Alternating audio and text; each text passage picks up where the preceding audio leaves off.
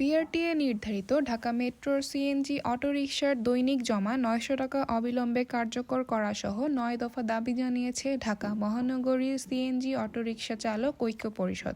শুক্রবার সকালে জাতীয় প্রেস ক্লাবের সামনে আয়োজিত এক সংক্ষিপ্ত সমাবেশ থেকে এসব দাবি জানানো হয়। পরিষদের অন্যান্য দাবিগুলো হচ্ছে ২০০৭ সালে ঢাকা মেট্রোর জন্য সরকার অনুমোদিত ৫,০০০ সিএনজি অটোরিকশা অবিলম্বে চালকদের নামে রেজিস্ট্রেশন প্রদান করতে হবে। ঢাকা শহরের আয়তনের সাথে সঙ্গতি রেখে আরও ১৫,০০০ সিএনজি অটোরিকশা চালকদের নামে অনুমোদন দিতে হবে। সিএনজি অটোরিকশা চালক কর্মরত অবস্থায় দুর্ঘটনায় কবলিত হয়ে মৃত্যুবরণ করলে রাষ্ট্রের পক্ষ থেকে ১০ লাখ টাকা ক্ষতিপূরণ প্রদান করতে হবে।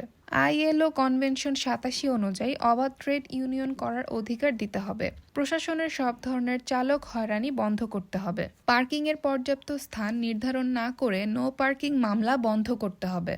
লেন বা বাইলেন করে মহাসড়কে অটোরিকশা চলাচল করতে দিতে হবে এবং সড়ক পরিবহন আইন ২০১৮ এবং বিধিমালা ২০২৩ এর শ্রমিক স্বার্থ বিরোধী ধারা ও বিধি বাতিল করতে হবে। সংক্ষিপ্ত সমাবেশে বক্তব্য রাখেন ঢাকা মহানগর সিএনজি অটোরিকশা চালক ঐক্য পরিষদের আহ্বায়ক শেখ হানিফ, সদস্য সচিব মোহাম্মদ গোলাপ সিদ্দিক, যুগ্ম আহ্বায়ক আব্দুল মান্নান প্রমুখ।